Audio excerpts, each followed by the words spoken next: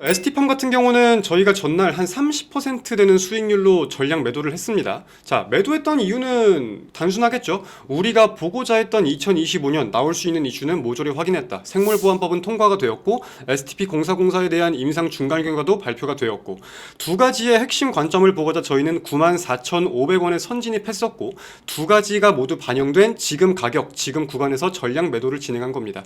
반영 후의 흐름에 대해선 그 누구도 쉽게 예측을 할 수가 없어요. 그렇기에 저희는 최근 상승분에 대해서 기준선을 12만 4천원으로 제시를 드렸던 거고 전일 12만 4천원을 찍었음에 곧바로 고민 없이 전량 매도 신호를 전송드렸습니다. 계획대로 예정대로 진행을 한 거예요. 그래서 앞으로의 흐름은 모르겠어요. 그저 저희는 저 두 개의 흐름을 보는 게 중요하겠다 이 관점으로 매수를 했고 두 개를 까보면서 매도를 했기 때문에 추가 상승이 나와도 전혀 미련이 없습니다. 그게 저희의 원칙이자 기준이고 계획된 매매니까요. 그래서 지금으로서는 확보된 자금이 한 번 더 이렇게 생겼는데 이거는 신규 중장기 종목을 편입하겠습니다. 저희 바이오를 먼저 들어가가지고 이번에는 다른 업종 하나 지금 매집 준비하고 있으니까 그 부분 대기해 주시길 바랍니다. 이거는 제가 개장 후에 시장 보다가 좀 자세히 말씀드릴게요. 본격적으로 12월 23일 오늘자의 VIP 전용 비공개 방송을 시작해 보겠습니다. 자, 전일 미국 증시 먼저 한번 살펴봅시다. 다우지수가 0.47% 올랐고요. 나스닥 종합은 0.52%, S&P 500은 0.64%, 필라델피아 반도체 지수는 1.10%, 필라델피아 반도체 지수는 상승 출발 후에 음봉으로 마감됐다는 특징까지 함께 살펴볼 수도 있기야 있겠습니다. 그래서 어제자 미국 증시가 상승한 이유라고 하면은 사실상 뚜렷한 상승 동력은 없었음에도 최근 분위기가 지속적으로 연출되면서 상승했다. 그죠? 매도보다는 매수가 많았던 투자 심리 이렇게 정리를 해볼 수 있겠습니다. 그럼 근래 들어 지속될 수 있는 분위기였다고 하면 AI 거품론이 다시 꺼지는 모습을 생각해 볼 수 있겠죠. 이에 대해서는 대표적인 근거가 한 3가지에서 4가지 정도 있을 것 같아요. 대표적으로 마이크론의 실적 발표가 꽤나 긍정적으로 작용을 했고요. 오라클도 노이즈가 있기야 있었지만 틱톡과의 합작회사 설립 소식 비롯해가지고 다양하게 좀 타개할 수 있는 내용들이 나오면서 수익 창출 기대감이 다시금 조명받고 있습니다. 그래서 오라클도 지금 2거래일 연속 양봉을 보이고 있어요. 그리고 오픈 AI의 수익성과 관련된 기대가 커진다. 이런 기사도 심심치 않게 확인이 되고 있고 이어서 가장 마지막에는 엔비디아와 관련된 소식이 하나 있었습니다. H200이라는 칩에 대해서 내년 2월 중국 수출을 이제 본격적으로 준비하고 있다. 이런 식으로 확인이 되고 있어요.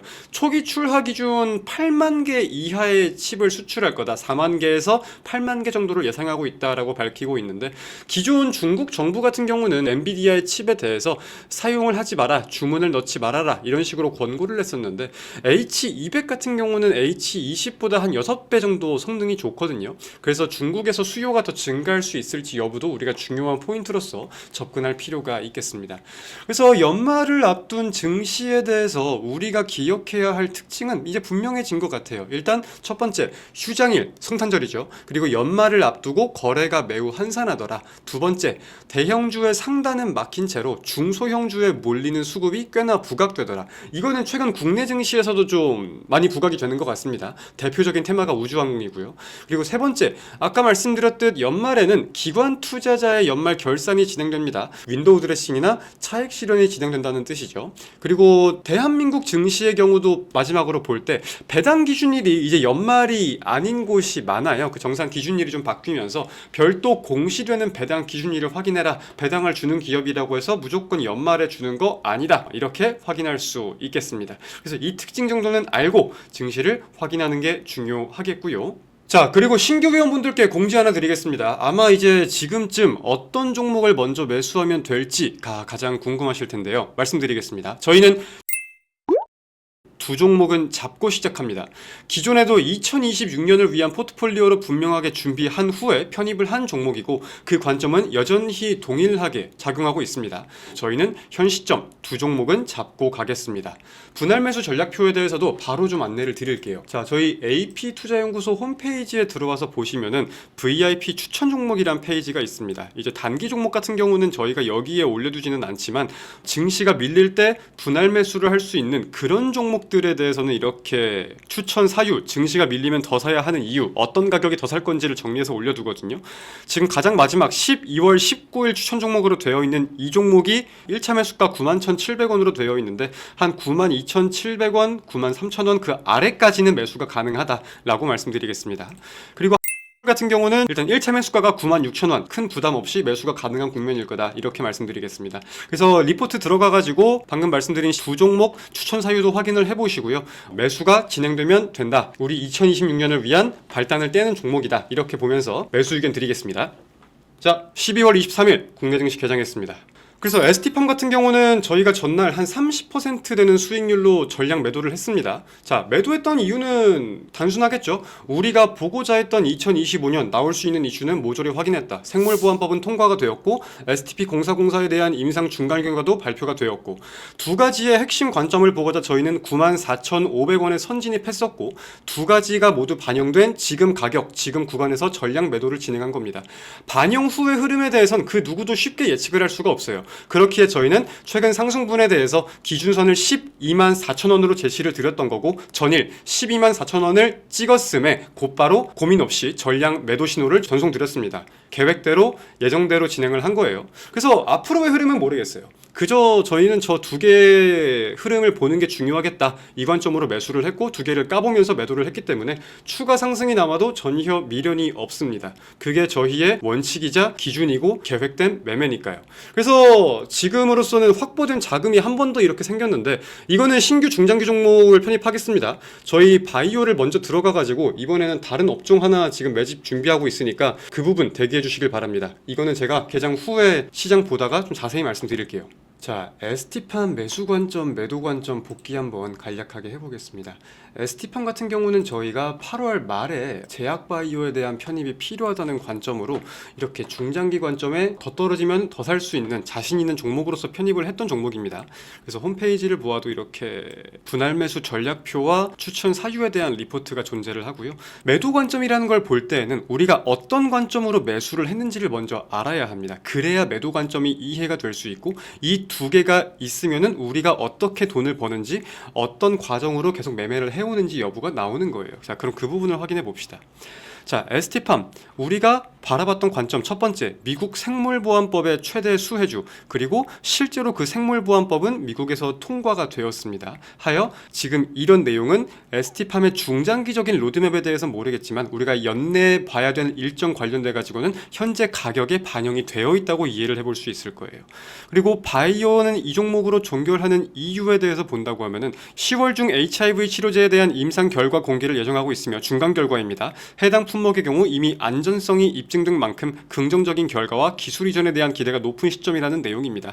실제로 중간 결과는 긍정적으로 나왔고 저희는 이 내용들을 더 반영할 수 있겠다라는 관점으로 연내에 추가적인 상승을 기다리면서 계속해서 홀딩을 해왔습니다. 그리고 최종 결과에 대해서도 연내 나왔으면 좋겠었지만 저희는 원래 연내 정리할 종목이었고 계속해서 끌고 갈 계획까지는 아니었기 때문에 하여 더불어 1차 목표가는 이미 크게 돌파를 한 상황이기 때문에 연내 저희가 볼 수 있는 관점을 다 봤다. 이 관점에서 기준선 124,000원을 설정해 두고 그 가격을 이탈하려는 것 같을 때 전량 매도 신호를 전송드렸습니다. 그럼 이렇게 봤을 때 매수한 이유와 매도한 이유가 딱 맞아 떨어지죠. 그러한 관점으로 우리의 모든 게 반영된 현재 구간에서 저희는 30% 정도의 수익률로 전량 마감을 했다. 이렇게 정리해 볼 수 있겠습니다.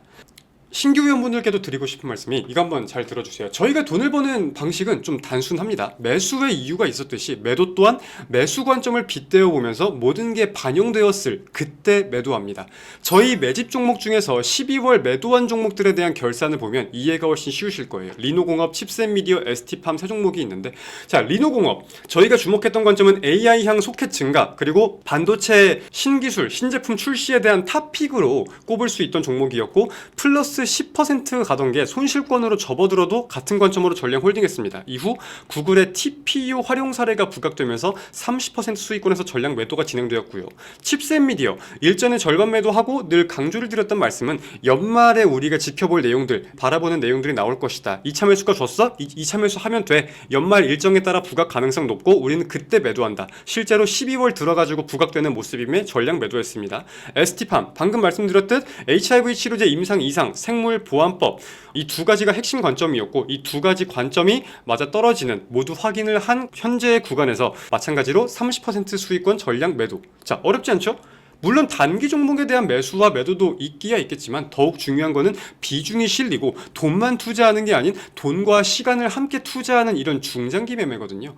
부담 없는 구간에서 편하게 매수했고 부각되고자 기다렸던 관점이 부각되기에 편하게 매도했습니다. 이 관점은 내년도 변치 않을 것이고 내년에도 동일한 관점으로 저희는 또 돈을 벌 거예요. 내년에도 한번 잘 해보겠습니다. 저희는 2026년을 위한 포트폴리오 작업을 분명하게 시작을 했어요. 상법 개정안 그리고 원전에 이어서 JP모건 컨퍼런스의 최대 수혜주까지 지금 저희 종목들의 시선은 모두 내년으로 맞추고 있습니다. 자, 그럼 여기서 우리가 추가적으로 진입할 시간과 돈을 또 들일 업종은 뭐냐? 반도체입니다. 계속해서 강조드린 그 반도체. AI 버블론, 디램 가격 논란 등등 최근 주가를 눌렀던 요인, 저희는 기회로 접근할 수 있겠다고 말씀드렸고 20%의 수익률 한번 기대해 보면서 조만간 진입을 예정하고 있습니다. 저희 포트폴리오의 결은 그래서 어렵지 않아요. 2026년을 기대하는 업종 그리고 종목들로 하나하나 채워가고 있고 이제는 반도체를 매수할 순서가 되었다고 판단하고 있습니다. 준비된 종목으로 원하는 가격에서 계획대로 머지않은 시점에 종목, 리포트, 분할 매수 전략표까지 함께 고지 드리겠습니다. 그래서 업종별로 제가 원하는 타점이 어떻게 되냐면요, 우주항공 같은 경우는 저는 변수가 하나 등장할 거라고 전망을 합니다. 그럼 그 변수에 대해서 한번 대폭 하락하는 걸 보고 그 후에 타점을 잡던 말던 고민을 하는 게 맞겠다고 생각을 하고요. 지금자의 움직임으로서는 저한테는 개인적으로 납득이 안 되는 부분이 많습니다.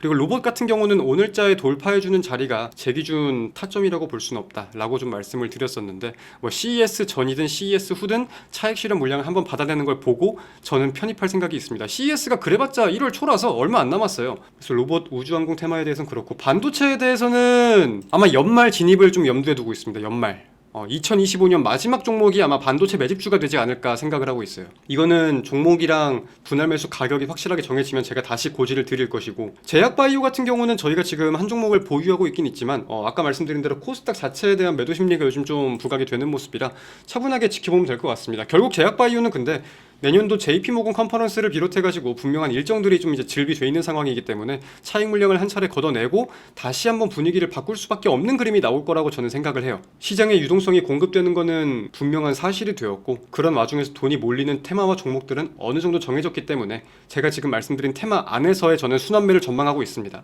그리고 그에 대한 타점은 제가 방금 말씀드린 흐름 내에서의 제가 원하는 종목에서의 타점을 잡으려고 추적하고 있는 거예요. 준비는 끝났고 원하는 구간이 올 때 매수만 하면 된다 라고 정리하겠습니다. 자, 고생들 많으셨고요. 그럼 내일 오전에 저는 또 웃으면서 인사드리겠습니다. 내일 만나요. 안녕.